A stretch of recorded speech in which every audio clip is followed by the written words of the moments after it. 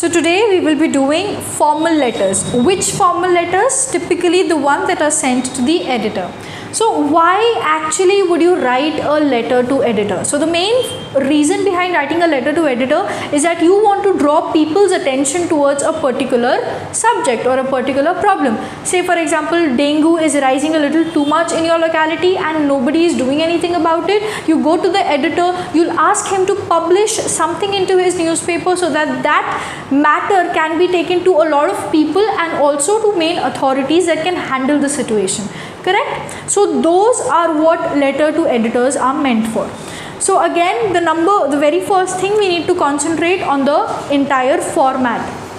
Here, as any formal letter goes by, the very beginning of the letter will be by the sender's address. Sender's address needs to be completed in a maximum of 3 lines. Do not extend it more than 3 lines. The next comes date. The date format should be like this.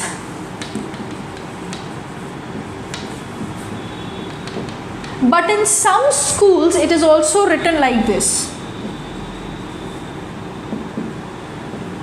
If you ask me, this is the correct way of writing date. But if your school has gone with this format, feel free to do that. But make sure that you once tally with what your school has asked you to do.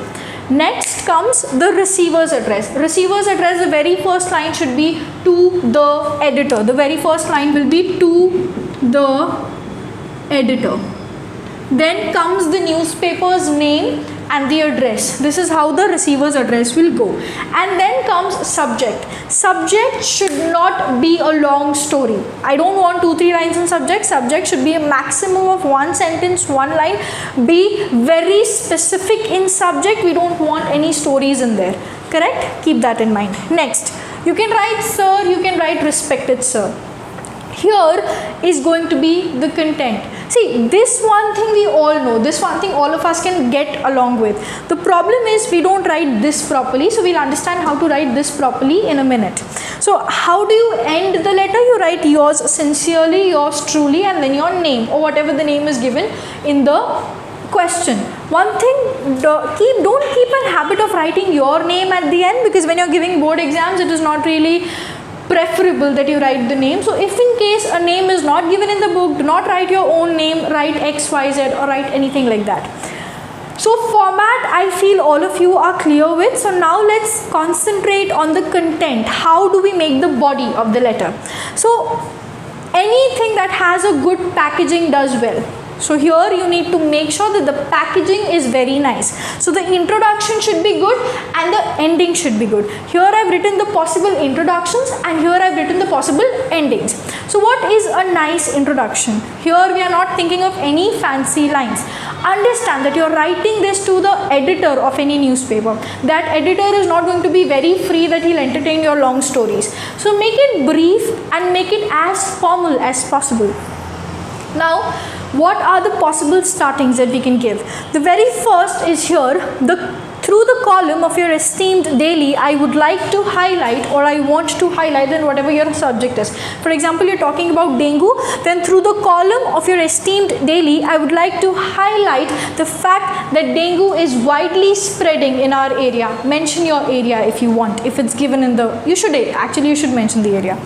So that is one of the startings you can do, or the other you can write, I wish to bring to your notice that dengue is widely spreading these days. Somehow, like something like that you can do. Then the last, not the last, but one of the startings that you may have. This is to bring your attention towards the growing dengue cases in the past 10 years or 10 months, whatever you want to write. So that is going to be your starting. So your starting should, see, why do we give introductions? We give introduction because we want the writer to, or the reader to know what exactly are we talking about. So the very first paragraph is extremely crucial, because in your very first paragraph, you are giving the reader a motive to read. So if you fail in giving the reader the motive to read, the reader will not read. So make sure that your introduction is brief, right, and on the spot, so that the reader may decide if he wishes to stay or if he wishes to read or not. Okay. Now, once you're done with the introduction, let's come to the basic middle paragraph. That middle paragraph lacks two things majorly. In most of the letters why you don't get marks, it is because you're lacking in two things. Number one, you are not writing good points. The very first time you receive a paper, open it, look at the question of the letter. Once you look at the letter, you'll at least have an idea of what is asked of you. And throughout the writing section, whenever you reach the writing section, when you're doing literature or unseen passage, it will be somewhere back of your mind that you have to write something about this topic. So you'll have a good amount of time to comprehend the points that you'd like to mention. So read the question very first time you get the paper so that you have an idea about what you have to do later on. One thing. Second thing, even if you have good points, you don't know how to write them, you don't know how to execute them. Something is starting somewhere and it is ending somewhere else. So make sure that you are explaining it nicely. How do we do that? See, very first thing, you mention the problem. Explain the problem nicely. If you are talking about dengue, explain how many cases have been reported in the past 2 months.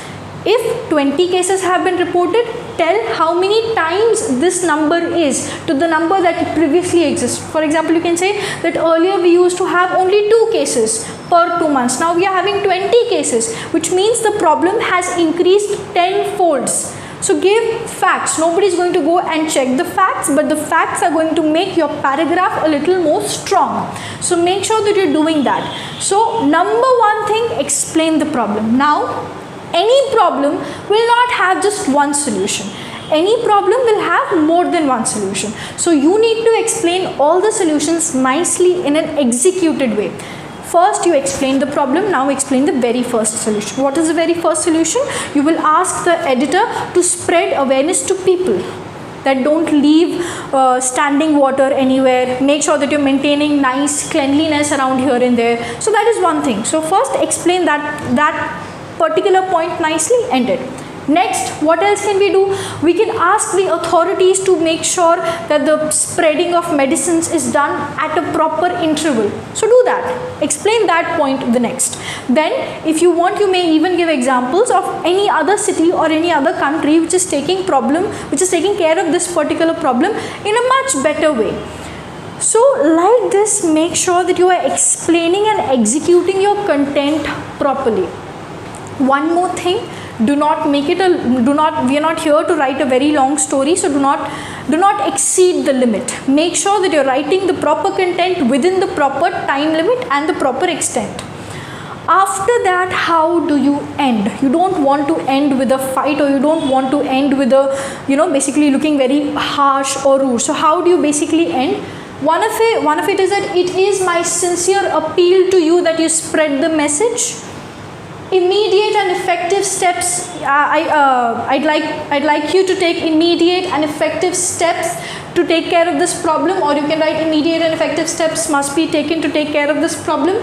Then I hope necessary steps will be taken by your side, or something like that. Write a nice hopeful end. Basically the end should be hopeful. So at the end, after finishing all of this, yours sincerely and whatever the name is given. Now I am attaching 3 questions, and make sure that you do these 3 questions before you leave. Thank you.